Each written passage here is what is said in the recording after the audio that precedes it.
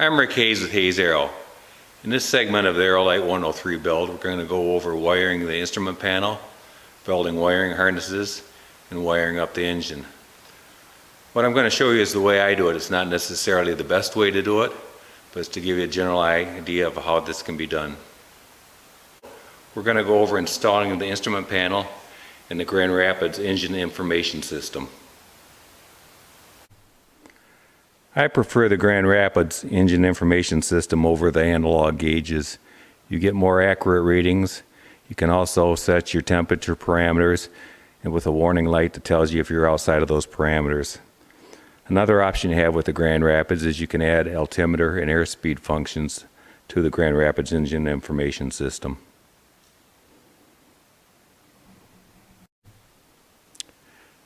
If you decide to go with the Grand Rapids EIS, you'll receive a pre-cut panel, the Grand Rapids EIS, your wiring and temperature probes, along with your slip indicator.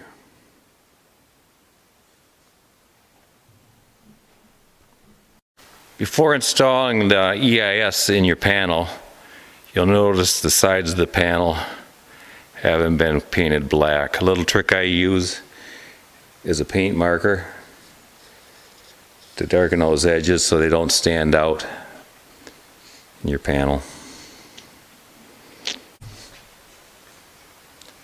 To prepare your panel for attachment to the airframe, we're going to need to install these cable tie mounting bases.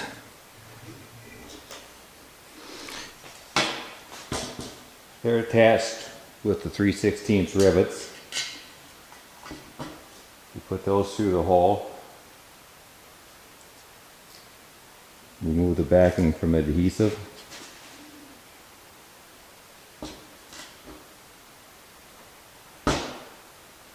Line that up at the edge of the panel and secure it. And over that you use a 3/16 rivet. Push it down tight. And when we get them in, we'll turn it over and rivet from the other side.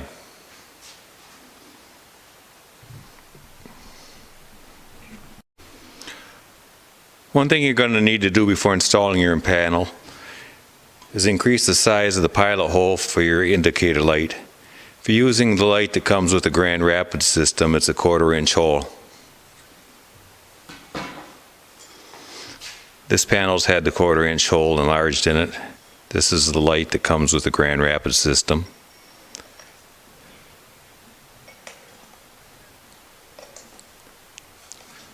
Quarter inch, and it pops in there and holds itself in place.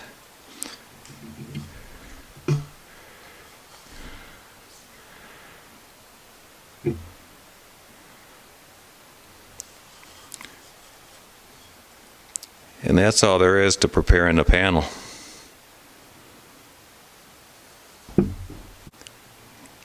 Here's what the panel will look like with rivets and washers in place.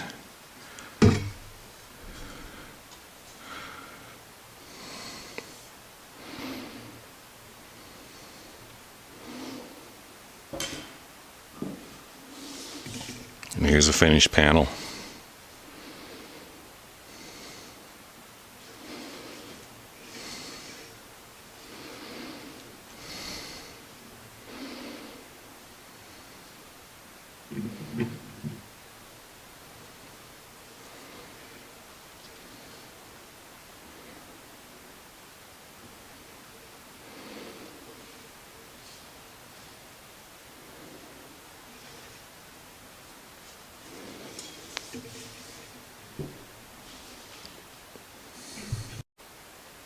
This is the wiring harness that comes with the Grand Rapids EIS. We have a special made to be the proper length to reach back to the engine on the Aerolite 103. Also the indicator light and the cover for the plug terminal. There's quite a few wires in here. There's quite a few wires we won't be using. We remove the wires that we're not going to use. This is the bundle of leftover wires you'll have.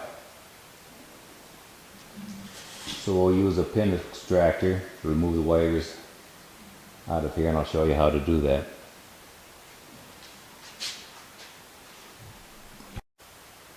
Okay, now we need to determine which wires are going to be extra and we're not going to be needing in the harness.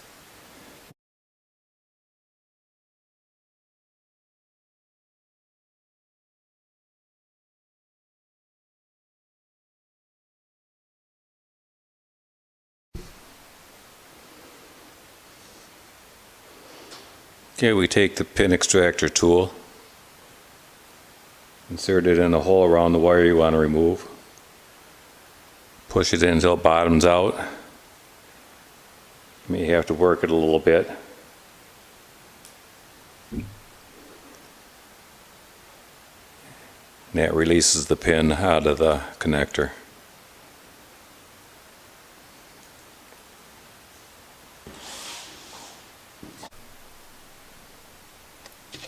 We have all the wire ties and blue spacers attached to the panel now. Now it's time to install it onto the airframe.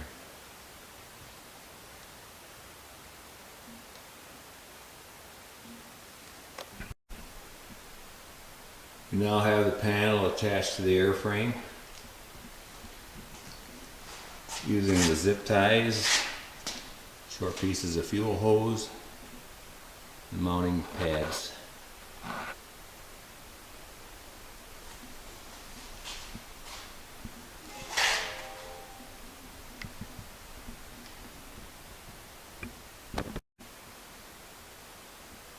Getting ready to wire up the airframe. The flap switches and mechanisms already in place from the factory. We have a tab just rear of that for 2 switches. This will be the master switch and the push to start button.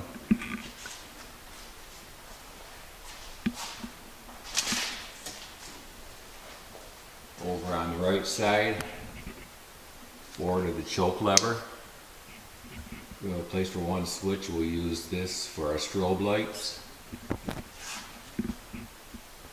And just behind that we have 2 switches. We'll use that for our left and right mag switches.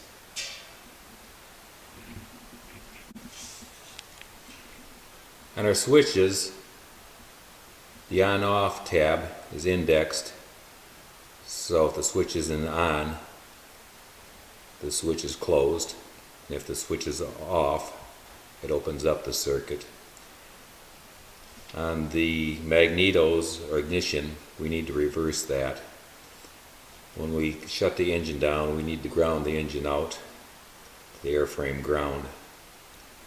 So off, we need to have the contacts closed to close out the circuit between the airframe and the magnetos.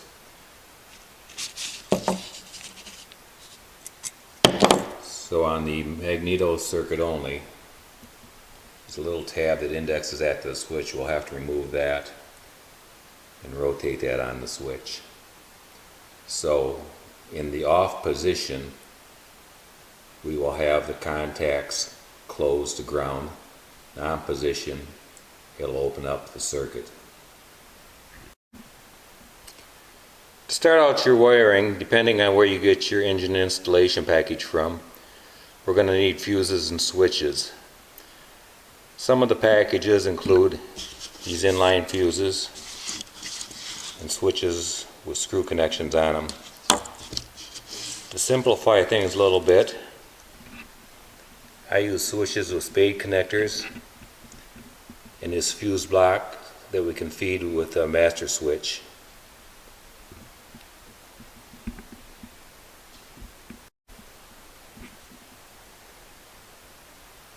Once we get all our switches installed, we can install the fuse block.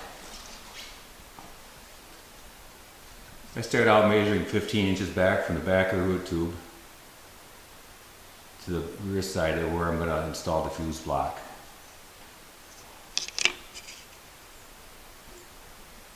So I have 15 inches from the rear of the tube to there. That places the fuse block in between the straps of the upper fabric. Then we need to locate the holes and drill and tap for 1032 screws.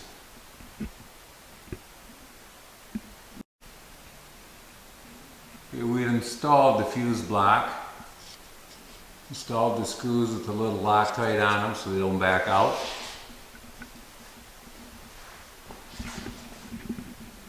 This will give us 4 circuits that we can fuse at the proper ampage, and also feed the supply off our master switch.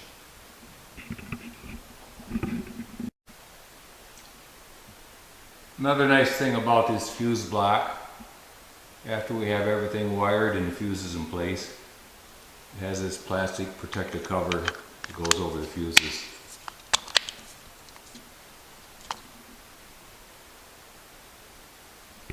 We can hook up our ignition kill switches. As we mentioned earlier, one side of the switch is grounded to the airframe. Other wire from each switch goes to your right and left mag. Them wires come up, and I've installed spade connectors on the end.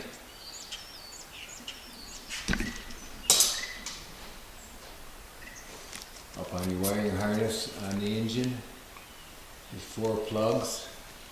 There's 2 blue wires and 2 green wires. The green wires aren't used, they're only used if you have fuel injection. The blue wires are your kill wires for your right and left mag. So those black wires from your ignition switches are going to plug in to the blue wires.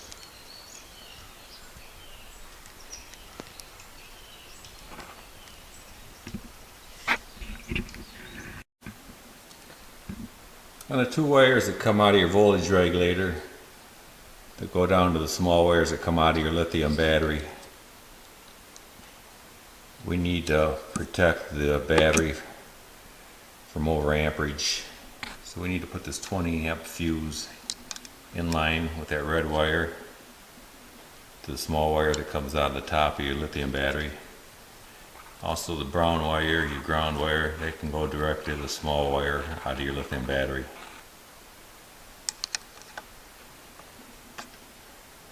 This is to protect your battery in case your regulator puts out over 20 amps.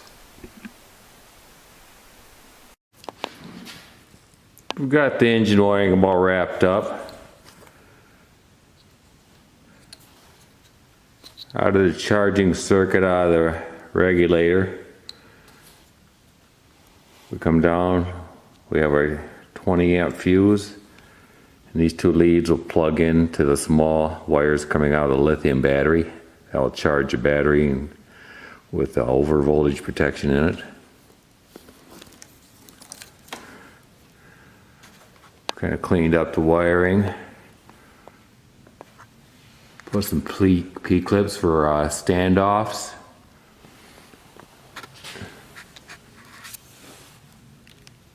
We isolated that plug. Same thing on the wire that goes to our starter from our solenoid.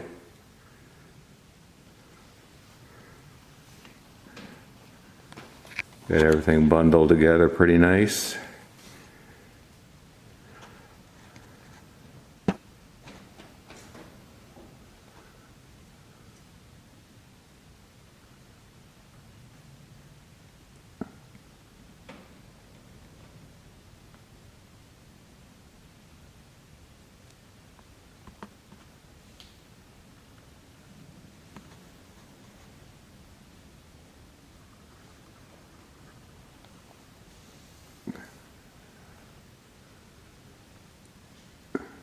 Again, them 2 black wires, that's our ignition kill wires.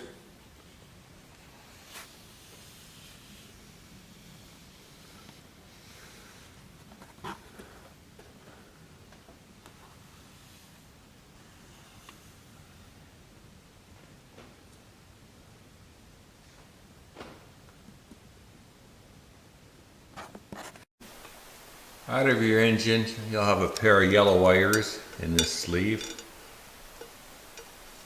And also you have a pair of yellow wires on your voltage regulator. They match up with each other.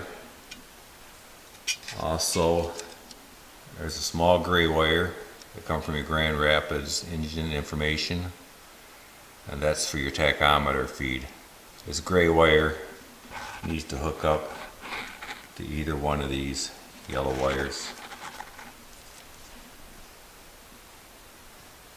So I have that all in this bundle, and it's connected to one of these leads and these plugs. Also off the regulator, you have a green-red wire that's not used. You have a red-brown. Red's your positive, brown's your ground. And that's what charges your battery. You don't go directly to the battery, the lithium battery that you get with the Aerolite kit. On the lithium battery, there's two small wires that come out of the top of the battery, and that's for overcharge protection. These two wires will go into them two smaller wires out of your lithium battery, and that protects the battery from overcharging.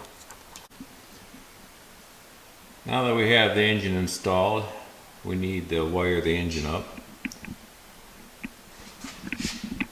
The engine's isolated from the airframe with these rubber mounts, so we need to ground the engine to the airframe. It's important that wire is the same size wire that is run to your starter. Grounded the airframe here, also off that same ground point. This is the negative for the battery. And I found a point to attach to the engine.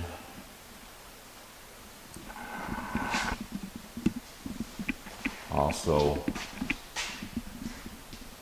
wired the starter, and that ended up going down the other side of the relay. So off one main side of the relay, that goes to the battery, and also off that same terminal that feeds our master switch, and off the opposite side of the relay goes to the starter.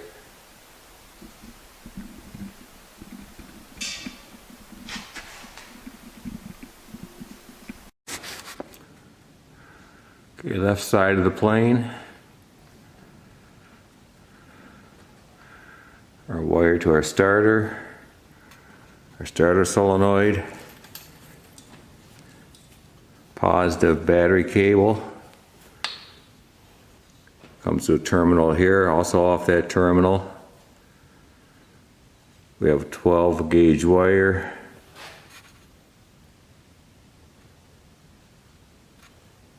that feeds our master switch. Out of the master switch, back to the fuse block. Out of the fuse block, wire for our starter solenoid. That wire back to our push to start button. We're going to push the start button.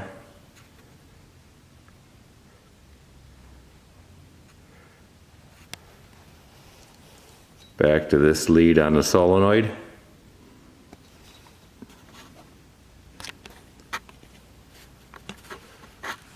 Out of the fuse block, we have a red and black wire that goes down the EIS for powering the EIS, and the black wire feeds power to the LED indicator light.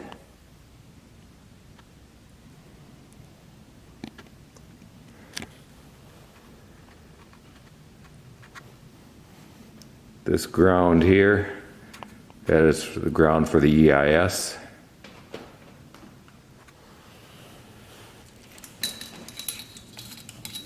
Twisted pairs are cylinder head, exhaust gas temperature.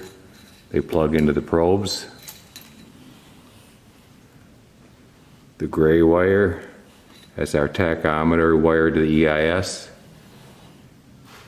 And that hooks into one of the yellow wires out of the regulator.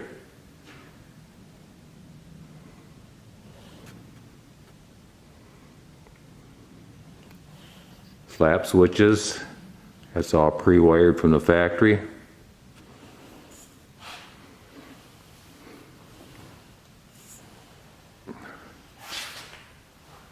Got the plastic conduit with all the wires from the EIS.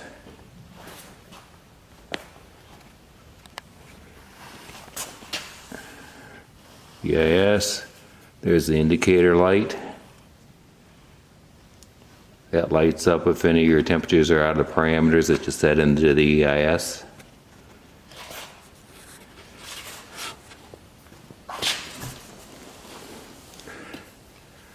There's a plug we made up earlier. Out of the indicator light, one of these wires goes back into the plug. I believe it's pin 7. And the other wire is a ground wire you saw up on the root tube earlier.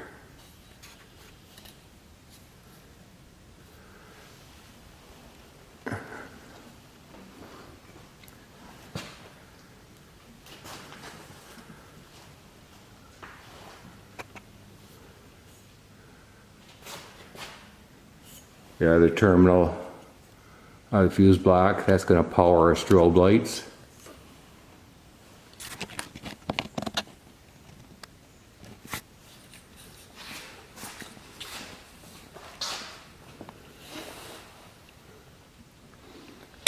And that's that switch there. With the other spade, it's going to go to the power unit for the strobe lights.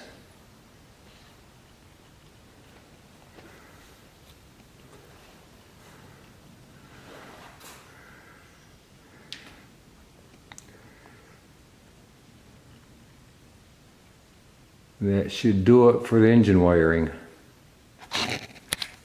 What's left of wiring are the twisted pairs that come from your Grand Rapids EIS. That's your cylinder head temperature probe wires and your exhaust gas temperature probe wires. The yellow and red are exhaust gas temperatures, red and white are cylinder head temperatures. You'll put terminals on the end of these wires, plug them directly into your probes.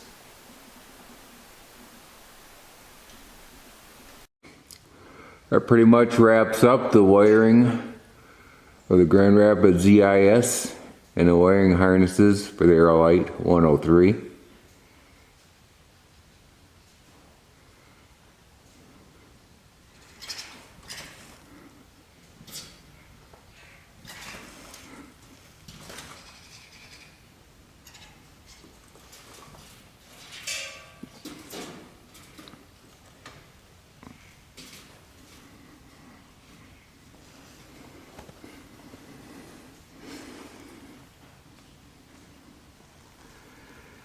As you can see, we have our switches all labeled,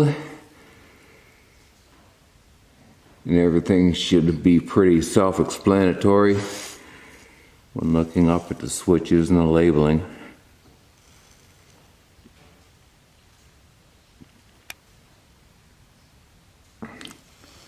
Hope you enjoyed this video, and I hope it helps out in the construction and wiring of your Aerolite 103.